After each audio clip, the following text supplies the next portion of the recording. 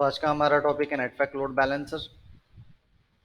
Network load balancer भी use किया जाता है एप्लीकेशन पर लोड बैलेंस करने के लिए और over the internet application access करने के लिए।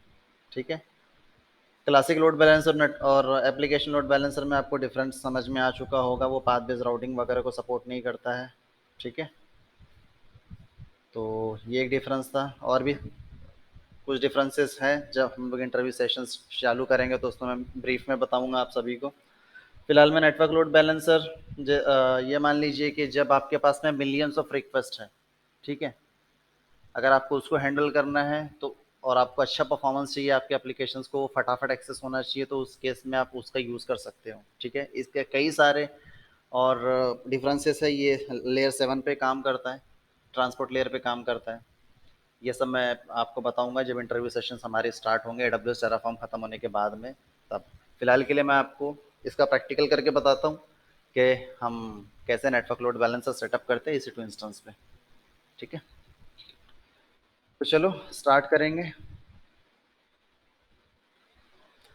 सबसे पहले हम 3 EC2 इंस्टेंस बना लेते हैं, तीनों अवेलेबिलिटी जोन्स में। हाई अवेलेबिलिटी के लिए, ताकि एक भी अवेलेबिलिटी जोन हमारा क्रैश हुआ तो हमारा एप्लीकेशन दूसरे अवेलेबिलिटी जोन से एक्सेस होते रहना चाहिए। मैंने इंस्टेंस 1 यहाँ पे नाम दे दिया। ओएस में ubuntu सिलेक्ट करूंगा। इंस्टेंस टाइप में मैं T2 डॉट माइक्रो ही रहने देने वाला हूँ, क्योंकि ये फ्री टीयर के लिए एलिजिबल है। ठीक है। अब की पेयर नया बना लेंगे, इंस्टेंस 1 की पेयर। हो गया क्रिएट। क्रिएट होने के बाद ये सिलेक्ट भी हो जाता है यहाँ पे ड्रॉप डाउन में से। नेटवर्क सेटिंग्स में जाऊँगा, एडिट करूँगा, यहाँ पे सबनेट सिलेक्ट कर लेता हूँ AP साउथ 1A। ठीक है। इस सबनेट में हमारा बनना चाहिए EC2 instance. Auto assign public IP enable रहेगा तो पब्लिक IP असाइन हो जाएगा आपके इंस्टेंस को। यहाँ पे सिक्योरिटी ग्रुप में मैं नया सिक्योरिटी ग्रुप क्रिएट कर लेता हूँ, जिसमें हम नाम दे देंगे इंस्टेंस 1SG। ठीक है। Instance 1 security group. डिस्क्रिप्शन कुछ भी दो आप, instance 1 security group. 22 port SSH console access करने के लिए फ्रॉम एनीवेयर, राइट। एक और रूल ऐड कर लेंगे, port number 80। Custom TCP HTTP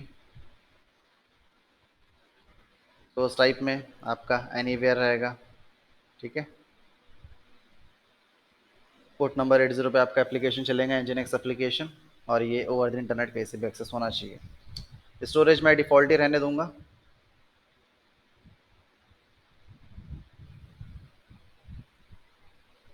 यहाँ पे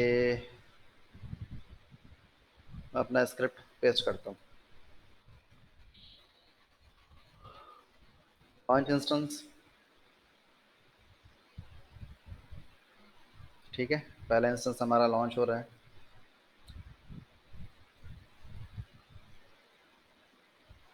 फिर इंस्टेंसेस पे चलेंगे, दूसरा इंस्टेंस लॉन्च करेंगे।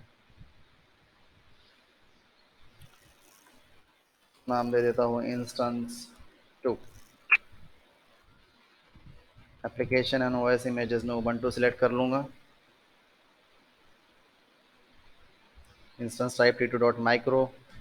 की पेयर में नया की पेयर क्रिएट करने वाला हूँ, इंस्टेंस 2 क्रिएट की पेयर।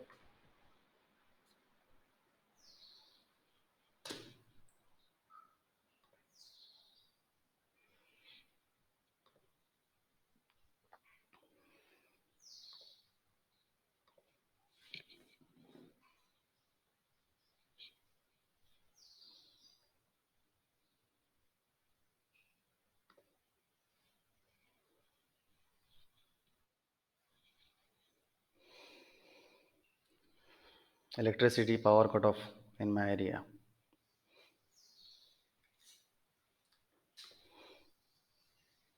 इंस्टेंस 2 क्रिएट की पेयर पे क्लिक करूँगा। मेरा की पेयर क्रिएट हो चुका है।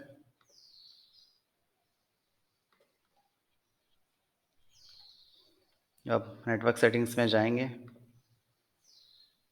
यहाँ पे सबनेट सिलेक्ट करेंगे AP साउथ 1B। ठीक है, सिलेक्ट कर लिया। सिक्योरिटी ग्रुप में हमारा सिक्योरिटी ग्रुप जो है वो हमें नया क्रिएट करना है, तो इसको हम नाम दे देंगे AP south, no sorry, instance 2।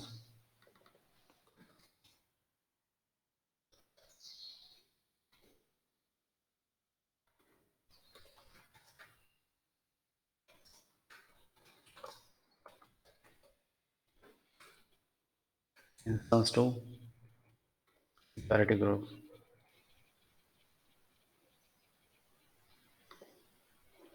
Eight security group rule में पोर्ट नंबर 80 अलाउ कर दूंगा। HTTP anywhere over the internet. Storage default रहने देंगे। यूज़र डेटा वाला स्क्रिप्ट एडवांस डिटेल्स में जाके पेस्ट करता हूँ। ठीक है, 5 इंस्टेंस।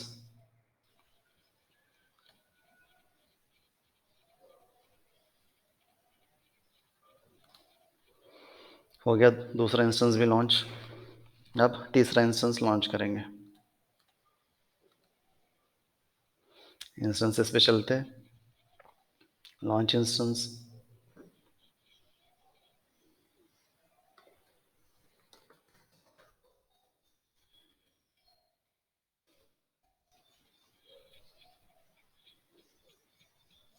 इंस्टेंस 3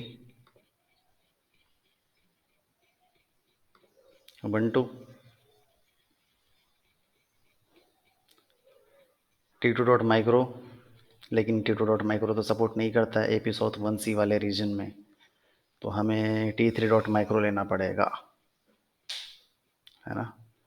चलो पहले देख लेते हैं, सपोर्ट कर लिया तो T2.micro ही रखते हैं अभी फ़िलहाल में। मैं नया की पेयर क्रिएट करूँगा, इंस्टेंस 3 क्रिएट की पेयर। ठीक है, नेटवर्क सेटिंग्स में जाएंगे, सबनेट में AP साउथ 1C सेलेक्ट करूँगा, auto assign public IP enable, नया सिक्योरिटी ग्रुप क्रिएट कर लेंगे, instance 3।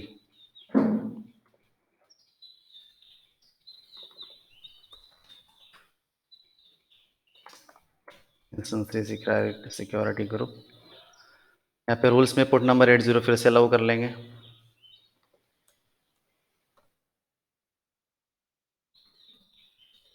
HTTP anywhere, configure storage default, advance details में जाके user data script paste,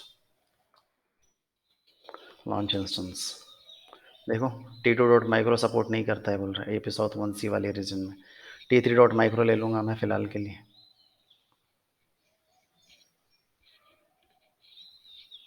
T3.micro। ठीक है, लॉन्च इंस्टेंस, यहाँ ये सपोर्ट करता है।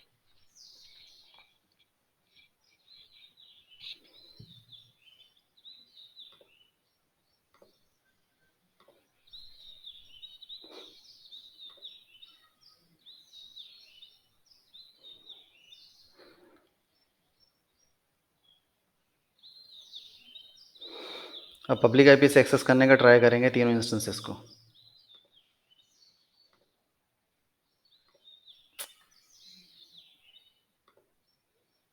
इंस्टेंस में जाऊंगा, पब्लिक IP मैंने कॉपी किया, पेस्ट करता हूँ। ठीक है, ये चल रहा है पहला। इंस्टेंस 2 पे जाऊंगा, पब्लिक IP कॉपी किया, दूसरा,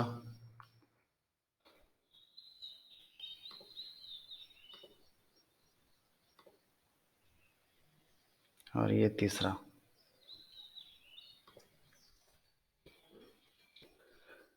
ठीक है, तीनों भी चल रहे हैं। हमारा जो वेब सर्वर है वो रनिंग स्टेट में है। अब हम क्या करेंगे, लोड बैलेंसर सेटअप करेंगे, network load balancer. Load balancer पे क्लिक करता हूँ, क्रिएट लोड बैलेंसर।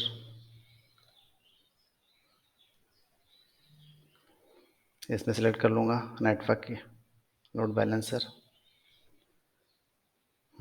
नाम दे देंगे NLB, नेटवर्क लोड बैलेंसर। कुछ भी दे सकते हो आप नाम, इंटरनेट फेसिंग ही रहेगा। ठीक है। नेटवर्क मैपिंग में डिफ़ॉल्ट VPC रहेगा। अब कौन कौन से अवेलेबिलिटी जोन में आपका नेटवर्क लोड बैलेंसर रनिंग में रहना चाहिए। अगर एक अवेलेबिलिटी जोन आपका डाउन हुआ तो दूसरे अवेलेबिलिटी जोन से एक्सेस होना चाहिए आपका नेटवर्क लोड बैलेंसर। तो मैं तीनों भी सिलेक्ट करता हूँ यहाँ पे। मान लो AP south 1A, AP south 1B, ये दोनों क्रैश हो गया तो AP साउथ 1C से एक्सेस होगा आपका लोड बैलेंसर। अब आपको टारगेट ग्रुप क्रिएट करना पड़ेगा, ठीक है, जिसमें आप अपने EC2 इंस्टेंस रजिस्टर करोगे। NLB टारगेट ये मेरा बाय डिफ़ॉल्ट मैंने क्रिएट करके रखा था। मैं एक काम करूँगा, मैं उसको सबसे पहले डिलीट कर देता हूँ। Open link in new tab,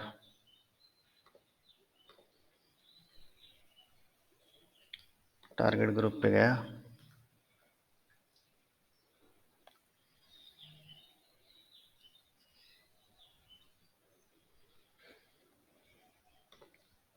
action में जाऊँगा, इसको मैं कर देता हूँ delete. Yes, it has been deleted.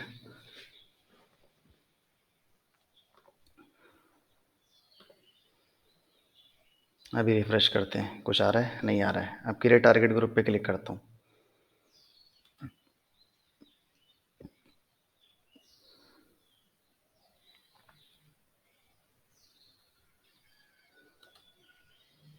Instances choose करेंगे यहाँ पे। टारगेट ग्रुप में नाम दे दूंगा मैं NLB हाइफन टारगेट ग्रुप, ठीक है। प्रोटोकॉल TCP रहने दूंगा, 80 पोर्ट नंबर है हमारे एप्लीकेशन का port. Health check, health check में हमको सिलेक्ट करना है HTTP, ठीक है। Nginx से तो स्लैश पे हमारा हेल्थ चेक काम कर लेगा। अगर स्लैश तक के हमारा हेल्थ चेक रीच कर सकता है मतलब हमारा इंस्टेंस हेल्दी है, ठीक है। हम जस्ट पब्लिक IP हिट करते हैं तो हमको आउटपुट मिल जाता है हमारे वेब सर्वर का। तो हमें slash index dot HTML slash test ऐसा कुछ जो भी हमने एंड पॉइंट डिफाइन करके रखा होगा वो ज़रूरी नहीं है कि वही मेंशन करें, स्लैश पे हमारा हेल्थ चेक वर्क हो जाएगा। अब नेक्स्ट पे क्लिक करता हूँ। तीनों इंस्टेंसेस रजिस्टर करने हैं मुझे। मैंने सेलेक्ट कर लिया मेरे इंस्टेंस 1 2 3। अब मैं इंक्लूड एज पेंडिंग बिलो करूँगा तो ये नीचे ऐड हो जाएगा, और जैसे ये ऐड हुए मैं क्रिएट टारगेट ग्रुप पे क्लिक करता हूँ। ये तीनों भी इंस्टेंसेस इस टारगेट ग्रुप के साथ में रजिस्टर हो जाएंगे, ठीक है। अब टारगेट ग्रुप हमने क्रिएट कर लिया, इस टारगेट ग्रुप को अटैच करते हैं लोड बैलेंसर के साथ में। लोड बैलेंसर पे चलेंगे, रिफ्रेश करूँ, अभी दिख रहा है NLB टारगेट ग्रुप, ठीक है, सिलेक्ट कर लिया मैंने। प्रोटोकॉल आपका TCP ही रहेगा, पोर्ट नंबर 80, जिस 80 पोर्ट नंबर पे आपका लोड बैलेंसर क्या होगा, एक्सेस होगा ओवर द इंटरनेट, ठीक है। Tags as it is, summary as it is, create load balancer. View load balancer पे क्लिक करता हूँ, राइट।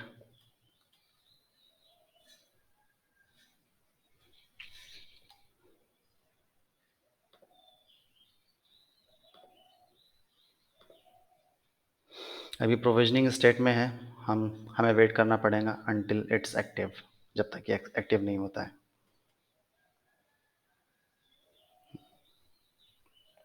तो वेट कर लेते हैं, उसके बाद में फिर हम एक्सेस करने का ट्राई करेंगे।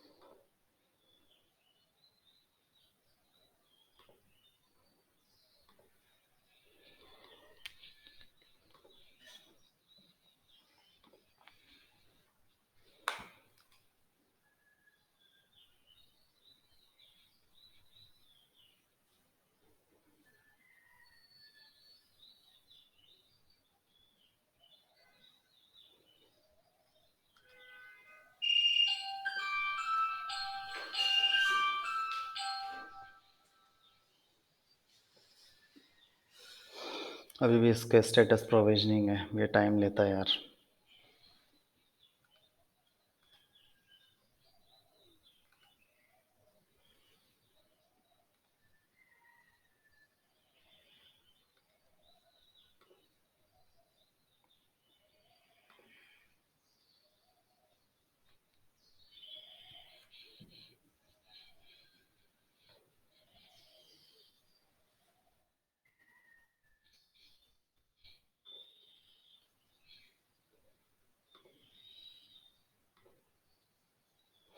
फिर भी मैं ट्राई करने की कोशिश करता हूँ, एक्सेस करके होता है क्या देखते चलो।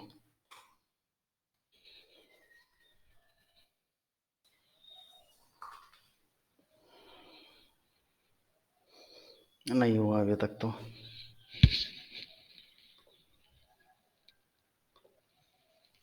एक्टिव, हाँ देखो चलने लगा जैसे एक्टिव स्टेट आई इसकी।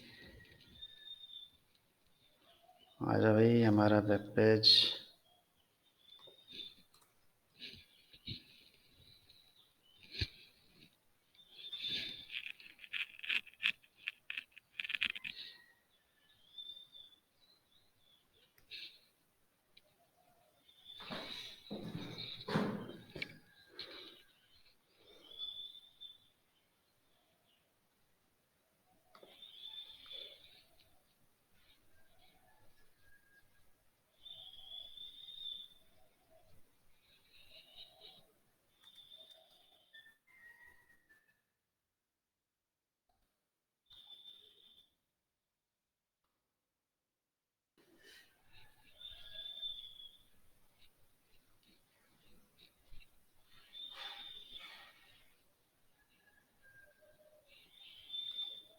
हुआ, ठीक है। देखो मैं बार बार मल्टीपल टाइम्स हिट करने की कोशिश कर रहा हूँ, ठीक है। यहाँ दिख रहा होगा आपको, ये ब्लिंक कर रहा है बार बार, मतलब मैं मल्टीपल टाइम हिट कर रहा हूँ, ठीक है, क्लिक कर रहा हूँ इस पर। लेकिन मेरा लोड डिस्ट्रीब्यूट हो रहा है, ठीक है, जा रहा है, इतनी स्पीड से जा रहा है कि हम लोग जज नहीं कर पा रहे कि कौन कौन सी सीट इंस्टेंस पे जा रहा है, ठीक है। मैं मल्टीपल टाइम्स कंटिन्यूसली हिट कर रहा हूँ, तो हमको समझ भी नहीं आ रहा कि एक्चुअल में हमारा लोड डिस्ट्रीब्यूट हो रहा है या नहीं हो रहा है, क्योंकि कैसे नेटवर्क लोड बैलेंसर में परफॉर्मेंस बहुत अच्छा है इसका, ठीक है। तो ये काफ़ी बेटर है अगर आपके पास में मिलियंस ऑफ रिक्वेस्ट है ना आपके एप्लीकेशंस में, ठीक है, तो उसके लिए आप इसको यूज़ कर सकते हो। लेकिन हम कैसे आइडेंटिफाई करेंगे अभी कि हमारा लोड सच में एक्चुअल में डिस्ट्रीब्यूट हो रहा है, सभी इंस्टेंस सबके पहुंच रहा है नहीं पहुंच रहा है, मैं इतनी बार हिट कर रहा हूँ तो, राइट। अभी तक कि मेरा आईपी चेंज नहीं हुआ। अभी मैं क्या करता हूँ, एक EC2 इंस्टेंस पे जाऊँगा, चल इंस्टेंसेस में जाऊँगा, इंस्टेंस 1 पे मैं लॉगिन कर लेता हूँ। मैं एक शेल स्क्रिप्ट लिखता हूँ जिसमें हम क्या करेंगे, हमारे लोड बैलेंसर FQDN को बार बार हिट करते रहेंगे।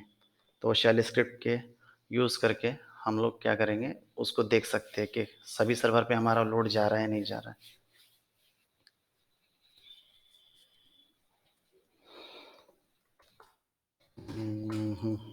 Vim load dot SH insert mode में जाऊंगा, मैं अपना स्क्रिप्ट पेस्ट करता हूँ।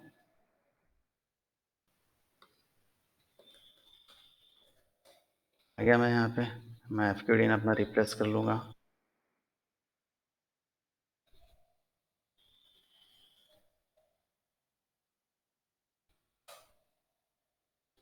Is it visible for someone else?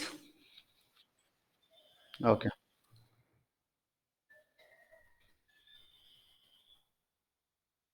मैं यहाँ पे अपना लोड बैलेंसर का जो मेरा ये FQDN था, ये मेरा DNS नेम करता हूँ, ठीक है। बाकी चीज़ें याद रखने की ज़रूरत नहीं है, बस कर्ल कमांड में एग्जीक्यूट हो रही है। कर्ल कमांड जो बार बार इस URL को हिट करते रहेगी और ये 1000 बार तक के क्या होगा, 1000 टाइम्स एग्जीक्यूट होगा, ठीक है। CH mode +X load dot SH, मैं SH लोड डॉट SH करता हूँ। देखो बार बार हिट कर रहे तो मुझे दिख रहा है 243 एक आईपी है, 137 एक आईपी है और 199 एक आईपी है, राइट। तो तीनों सर्वर पे मेरा लोड डिस्ट्रीब्यूट हो रहा है, अभी भी कंटिन्यूसली चल ही रहेगा ये। हो गया 1000 बार कंप्लीट हो गया ये, ठीक है। तो तीनों आईपीज मिल गए आपको, 137, 199 और 243। राइट। तो इससे आपको समझ में आ गया कि आपका लोड प्रॉपरली डिस्ट्रीब्यूट हो रहा है। ठीक है। इसका परफॉर्मेंस, इसकी स्पीड नेटवर्क लोड बैलेंसर की बहुत अच्छी है। तो मिलियंस ऑफ रिक्वेस्ट वाला अगर कोई एप्लीकेशन है तो उस केस में आप इसका यूज़ कर सकते हो। जनरली ज़्यादातर देखा जाए तो एप्लीकेशन लोड बैलेंसर ही यूज़ किया जाता है इंडस्ट्री में सबसे ज़्यादा। ठीक है। और आप लोगों ने इसमें एक चीज़ नोटिस करी होंगी कि हमको सिक्योरिटी ग्रुप जो था वो क्रिएट नहीं करना पड़ा। ठीक है। Application sorry network load balancer पे। और हमको वो भी चेंज नहीं करना पड़ा, क्या नाम है, EC2 इंस्टेंस का जो सिक्योरिटी ग्रुप था उसको ये भी नहीं बताना पड़ा कि आप जो रिक्वेस्ट आएगी वो नेटवर्क लोड बैलेंसर से आएगी। इसको सारी चीज़ें पता होती है, इसको कहाँ पे ट्रैफिक भेजना है। ठीक है। वो टारगेट ग्रुप में पोर्ट नंबर 80 था और हेल्थ चेक में जो पोर्ट नंबर 80 था ना, वही से इसने आइडेंटिफाई करके ट्रैफिक डिस्ट्रीब्यूट कर दिया। ठीक है। चलो, तो इस तरीके से हम लोगों ने देखा कि आज हमने कैसे सेटअप किया नेटवर्क लोड बैलेंसर। कल हमारा कोई और टॉपिक रहेगा। आज के लिए इतना ही। मैं क्लीन अप एग्जीक्यूट करता हूँ। सबसे पहले मैं लोड बैलेंसर डिलीट करूँगा। लोड बैलेंसर में जाएंगे, लोड बैलेंसर सेलेक्ट करेंगे, डिलीट लोड बैलेंसर, कंफर्म दिया मैंने डिलीट।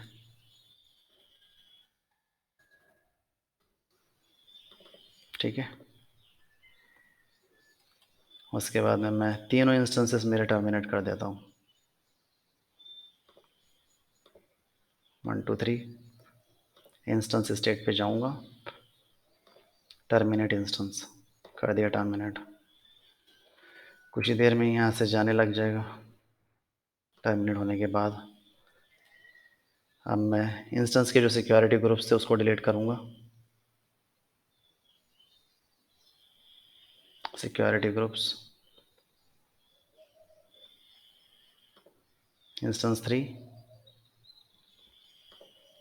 Instance 1, instance 2। एक्शन में जाओ, डिलीट सिक्योरिटी ग्रुप। थोड़ा सा वेट कर लेंगे क्योंकि इंस्टेंस पूरे टर्मिनेट होने के है, इस वजह से अभी भी अटैच्ड होगा सिक्योरिटी ग्रुप, इसलिए डिलीट नहीं हो रहा है वो। तब तक मैं क्या कर लेता हूँ, की पेयर डिलीट कर लेता हूँ। की पेयर में जाऊँगा, इंस्टेंस 1 2 3, एक्शन में जाके डिलीट। ठीक है। डिलीट कर दिया। अब टारगेट ग्रुप डिलीट करना भूल गए, उसको डिलीट कर लेंगे। LB टारगेट ग्रुप, एक्शन में जाऊंगा, डिलीट पे press, yes it has been deleted. Security groups अभी 1 2 3, एक्शन में जाओ, डिलीट सिक्योरिटी ग्रुप। अभी भी डिलीट नहीं हो रहा है।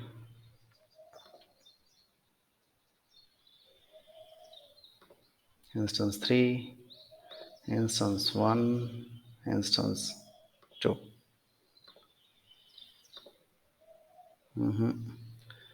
कौन सा वाला है ये, इंस्टेंस 2 वाला। इंस्टेंस 2 वाला करते बाद में डिलीट, पहले ये दोनों को कर देते हैं डिलीट। ठीक है। डिलीट लिखूँ, ये हो गया डिलीट। इंस्टेंसेस पे चलेंगे, देखते हैं इंस्टेंस 2 का क्या स्टेटस है। टर्मिनेट तो आ रहा है लिख के, फिर डिलीट क्यों नहीं हो रहा।